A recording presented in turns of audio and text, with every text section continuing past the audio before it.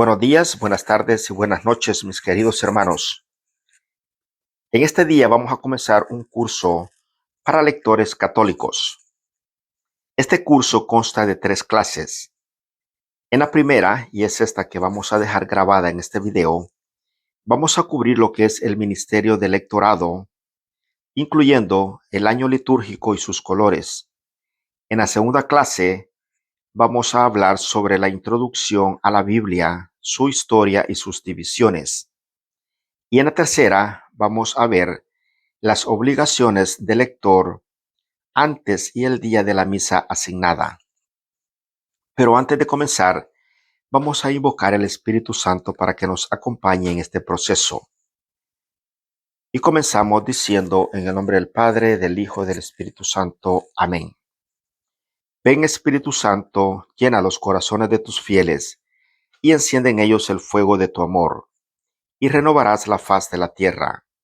Santo y Divino Espíritu, te pedimos que derrames tu gracia y sabiduría sobre nosotros en este día, y que todo lo que hablemos y escuchemos sea para la gloria de nuestro Dios Padre. Esto te lo pedimos en nombre de nuestro Señor Jesucristo. Amén. Como base, vamos a tomar el texto bíblico que se encuentra en el libro de San Lucas, capítulo 4, y versículos del 16 al 30. Este pasaje bíblico se da después de que Jesús ha sido tentado por el demonio en el desierto. Y el pasaje bíblico dice así: Llegó a Nazaret, donde se había criado, y el sábado fue a la sinagoga como era su costumbre. Se puso de pie para hacer la lectura, y le pasaron el libro del profeta Isaías. Jesús desenrolló el libro y encontró el pasaje donde estaba escrito: El Espíritu del Señor está sobre mí. Él me ha ungido para llevar buenas nuevas a los pobres, para anunciar la libertad a los cautivos y a los ciegos que pronto van a ver, para despedir libres a los oprimidos y proclamar el año de gracia del Señor. Jesús entonces enrolló el libro, lo devolvió al ayudante y se sentó, mientras todos los presentes tenían los ojos fijos en él. Y empezó a decirles: Hoy les llegan noticias de cómo se cumplen estas palabras proféticas. Todos lo aprobaban y se quedaban maravillados, mientras esta proclamación de la gracia de Dios salía de sus labios, y decían: pensar que es el hijo de José. Jesús les dijo: seguramente ustedes me van a recordar el dicho: médico, cúrate a ti mismo. Realiza también aquí en tu patria lo que nos cuentan que hiciste en Cafarnaúm. Y Jesús añadió: ningún profeta es bien recibido en su patria. En verdad les digo que había muchas viudas en Israel en tiempos de Elías, cuando el cielo retuvo la lluvia durante 3 años y medio, y un gran hambre asoló a todo el país. Sin embargo, Elías no fue enviado a ninguna de ellas, sino a una mujer de Sarepta en tierra de Sidón. También había muchos leprosos en Israel en tiempos del profeta Eliseo, y ninguno de ellos fue curado, sino Naamán el sirio. Todos en la sinagoga se indignaron al escuchar estas palabras. Se levantaron y lo empujaron fuera del pueblo, llevándolo hacia un barranco del cerro sobre el que está construido el pueblo, con intención de arrojarlo desde allí. Pero Jesús pasó por medio de ellos y siguió su camino.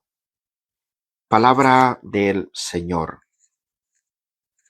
No me voy a detener a explicar este texto bíblico porque quiero continuar con el tema y que es sobre el curso para lectores.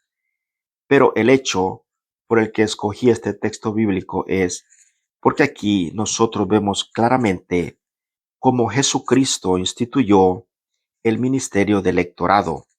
Él fue el primero que proclamó la palabra de el Señor que había escrito por medio del profeta Isaías. Continuando con el tema, Vamos a hablar primeramente y recordar de que la liturgia, o sea, la misa, está dividida en cuatro partes.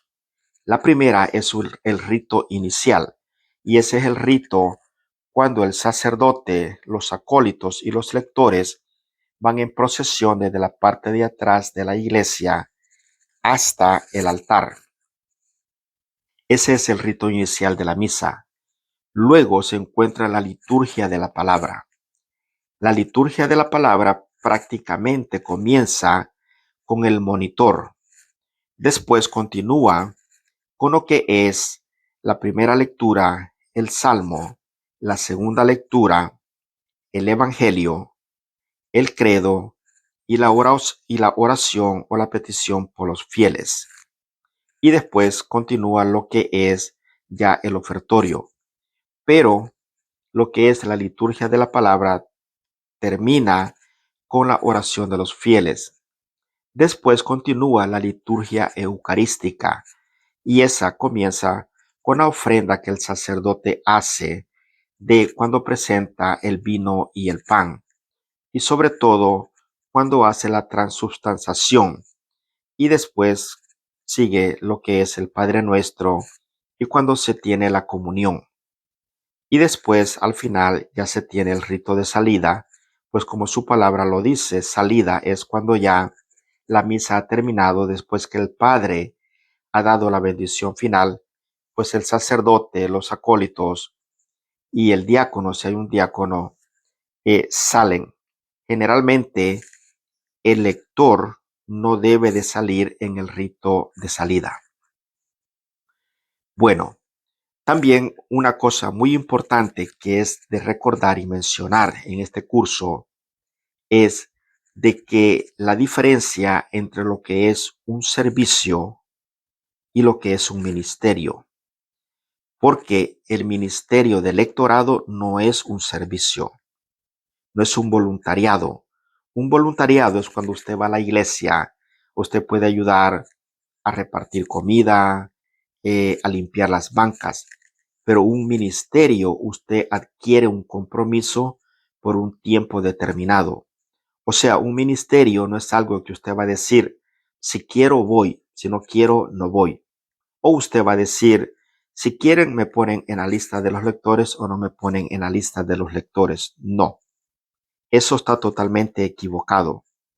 Porque cuando el ministerio, usted tiene responsabilidades y tiene que estar presente cuando se le ha asignado una tarea.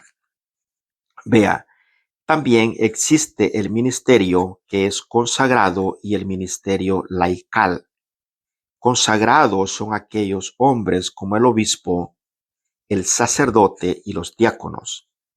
Y el ministerio laical son aquellos que tenemos que no hemos sido consagrados. También existe lo que se conoce como el ministerio instituido y el ministerio reconocido. El ministerio instituido es aquel que tiene el obispo, el sacerdote, el diácono y aquellos seminaristas de que se están preparando para ser sacerdotes y también los que se están preparando para ser diáconos. Entonces se llama instituido porque este es instituido por el obispo. Y hay dos ministerios que son instituidos, que es el ministerio de lectores y acólitos. Esto generalmente lo tienen aquellos seminaristas. O sea que un seminarista que se está preparando para ser sacerdote, si no tiene el ministerio instituido de electorado y acólitos, ellos no se pueden ordenar. Y existe el ministerio reconocido, que es aquel ministerio que tenemos nosotros los laicos. Y estos generalmente duran un promedio de 3 años. Bueno, ¿qué es el ministerio de lectores? Vea, según la ordenación general del Ministerio Romano de la edición de 1975, en su numeral 66, dice así: el lector es instituido para proclamar las lecturas de la Sagrada Escritura, excepto del Evangelio. O sea, que un lector, sobre todo de un ministerio reconocido, nosotros como lectores podemos leer solamente la primera lectura, el salmo si no hay salmista, la segunda lectura, y también podemos hacer la petición de los fieles si no hay un diácono. Pero el derecho de leer el Evangelio solamente le corresponde al sacerdote o al diácono.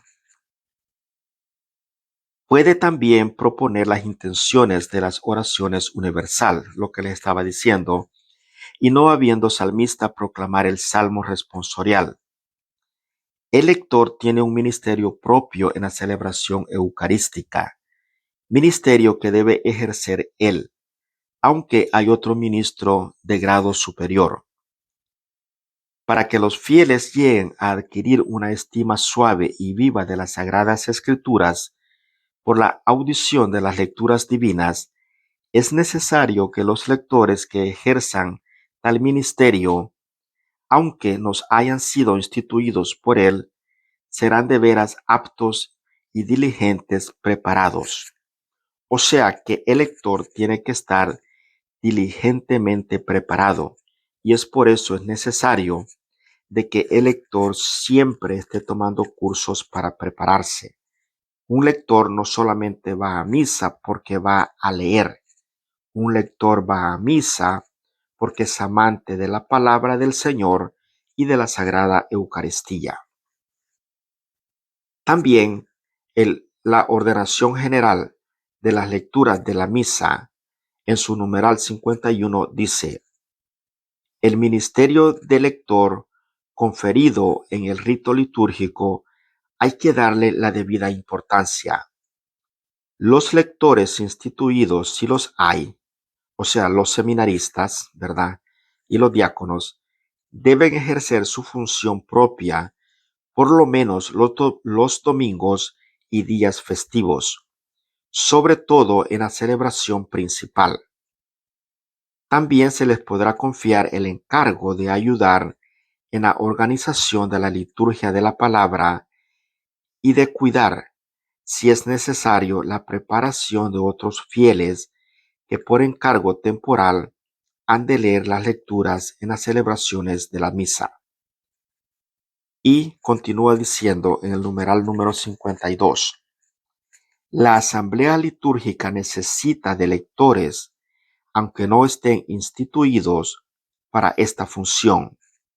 Hay que procurar, por tanto, que hayan algunos laicos, los más idóneos, que estén preparados para ejercer este ministerio. Si se dispone de varios lectores y hay que leer varias lecturas, conviene distribuirlas entre ellos. Y el numeral número 54 dice: esta preparación debe ser antes que nada espiritual, pero también es necesario la preparación técnica. La preparación espiritual presupone por lo menos una doble instrucción, bíblica y litúrgica. La instrucción bíblica debe apuntar a que los lectores estén capacitados para percibir el sentido de las lecturas en su propio contexto y para entender a la luz de la fe el núcleo central del mensaje revelado. La instrucción litúrgica debe facilitar a los lectores una cierta percepción del sentido y de la estructura de la liturgia de la palabra y las razones de la conexión entre la liturgia y la palabra y la liturgia eucarística. La preparación técnica debe hacer que los lectores sean cada día más aptos para el arte de leer ante el pueblo, ya sea de viva voz, ya sea con la ayuda de los instrumentos modernos de amplificación de voz. O sea, de que el lector tiene que estar bien familiarizado con la Sagrada Escritura, porque usted no puede hablar algo que usted no conoce. Ahora les voy a dar unos textos bíblicos que nos ayudan y nos explican más a nosotros de dónde es que viene el, lo que es el ministerio de electorado. En el libro de Isaías, capítulo 50 y versículo 4, nuevamente, Isaías capítulo 50 y versículo 4 dice así: El Señor me ha concedido el poder hablar como su discípulo y ha puesto en mi boca las palabras para fortalecer al que está aburrido. A la mañana Él despierta mi mente y lo escucho como lo hacen los discípulos. Palabra del Señor. Claramente el profeta Isaías nos está diciendo que nosotros como lectores, nosotros hemos sido escogidos para el Señor y el Señor nos está concediendo a nosotros el poder hablar su palabra como a sus discípulos. También en el libro de Isaías capítulo 52 y versículo 7 dice: Qué bienvenidos por los montes los pasos del que trae buenas noticias, que anuncia la paz, que trae la felicidad, que anuncia la salvación y que dice a Sión: ya reina tu Dios. Esos pasos que llevan esa noticia, esa buena noticia de paz, somos nosotros los lectores cuando vamos camino al ambón, vamos camino al altar a proclamar la palabra del Señor. Y si por algún caso, hermano, usted tiene miedo a leer las lecturas, recuerde lo que Dios le dijo al profeta Jeremías en el capítulo 1 y versículos del 8 al 9. Aquí Jeremías tenía miedo proclamar la palabra del Señor. Entonces dice que Yahvé extendió su mano y le tocó la boca diciéndole: en este momento pongo mis palabras en tu boca. O sea, que por eso es necesario que los lectores tienen o tenemos, porque yo soy lector, tenemos que estar por lo menos 15 minutos antes de que comience la misa para poder ir ante el Santísimo y pedirle al Señor que nos abra nuestra mente y nuestros labios para poder proclamar su palabra. Porque la palabra del Señor es tan viva y eficaz. Entonces, para poder transmitir esa palabra viva y eficaz, nosotros tenemos que ser purificados. Oiga lo que nos dice en la carta a los Hebreos, capítulo 4 y versículo 12. Nuevamente, Hebreos, capítulo 4 y versículo 12. La palabra de Dios es viva y eficaz, más penetrante que espada de doble filo, y penetra hasta donde se dividen el alma y el espíritu, los huesos y los tuétanos, haciendo un discernimiento de los deseos y los pensamientos más íntimos. Palabra del Señor. Entonces, esa palabra viva y eficaz es la que sale de nuestros labios. ¿Y por qué tiene que ser y es la palabra del Señor viva y eficaz? Veamos lo que nos dice el libro de los Romanos, capítulo 10 y versículos del 13 al 17. Porque todo el que invoque el nombre del Señor se salva, pero ¿cómo invocarán al Señor sin haber creído en Él? ¿Y cómo podrán creer en Él si no han oído hablar de Él? ¿Y cómo oirán si no hay quien lo proclame? ¿Y cómo lo proclamarán si no son enviados? Como dice la Escritura, qué bueno es ver los pasos de los que traen buenas noticias. Aquí San Pablo está haciendo referencia al libro de Isaías capítulo 52 y versículo 7. Pero es un hecho que no todos aceptaron la buena noticia, como decía Isaías: Señor, ¿quién nos ha escuchado y ha creído? Así pues, la fe nace de una proclamación y lo que se proclama es el mensaje cristiano. Entonces, hermanos, el hecho que nosotros leamos, proclamemos la palabra del Señor, es la oportunidad para que la fe de aquellos hermanos que están en la asamblea pueda nacer y crecer en ese momento. Pero si nosotros no damos una palabra del Señor clara y bien pausada, también existe la oportunidad de que esa persona no se pueda convencer. Bueno, vamos a continuar ahora un poco a hablar sobre el año litúrgico. Vea, es importante que nosotros conozcamos el año litúrgico y sus colores. Primeramente, el año litúrgico es aquel periodo de un año, como su palabra lo dice, en el cual la iglesia organiza toda su liturgia, todas sus lecturas bíblicas en el proceso de un año. Discúlpenme por la tos que tengo. Voy a tomar un poquito de agua. Ah, En la actualidad y también en la época de Jesucristo se llevaban diferentes calendarios. Por ejemplo, nosotros en nuestra actualidad tenemos lo que se llama el calendario fiscal. Ese calendario comienza el 1 de abril y termina el 31 de marzo del siguiente año. Existe también el calendario que le llamamos de los chinos. Ellos celebran su año nuevo en generalmente la primera semana de febrero. Entonces, y ahí comienza el año de ellos. Existe también el calendario gregoriano, que es el que la mayoría de nosotros tenemos, y ese comienza el 1 de enero y termina el 31 de diciembre.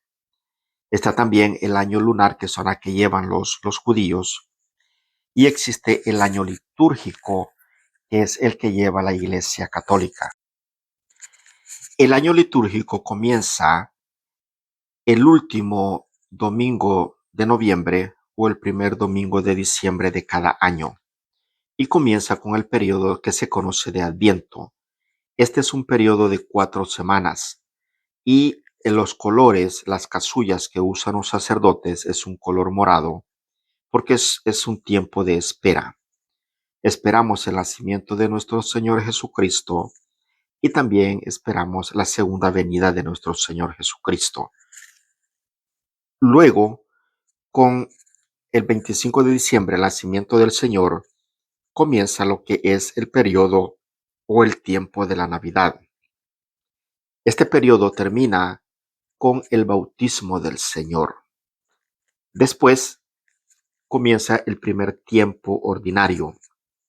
El primer tiempo ordinario generalmente dura entre 4 a 6 semanas y este tiempo le permite a la iglesia regular el calendario porque la Semana Santa tiene que caer cuando es la primera luna llena de la primavera, porque eso compagina también con la Pascua que celebran los judíos. Cuando termina el primer tiempo ordinario, entonces comienza el tiempo de Cuaresma.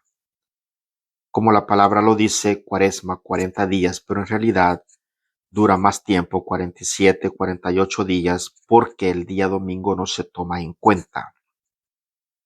Y es durante la Cuaresma que nosotros tenemos el triduo pascual, tenemos la Semana Santa. Cuando termina la Cuaresma, comienza el tiempo de la Pascua. Y este tiempo comienza con el domingo de resurrección y termina con el domingo de Pentecostés. Y después comienza lo que es el segundo tiempo ordinario, que comienza con el domingo después de Pentecostés y termina con la fiesta de Cristo Rey. Y luego vuelve a comenzar el otro año litúrgico. Entonces, dentro de la iglesia tenemos 3 años litúrgicos que se conocen como ciclos: el ciclo A, el ciclo B y el ciclo C. En el ciclo A, la iglesia se concentra en estudiar el Evangelio según San Mateo. En el ciclo B, se concentra la iglesia en estudiar los Evangelios de San Marcos y de Juan porque son más cortos. y en el ciclo C se concentra en estudiar lo que es el Evangelio según San Lucas. Hermanos, por el momento nos vamos a quedar hasta aquí y en la próxima clase vamos a hablar sobre la Biblia, su historia y sus divisiones.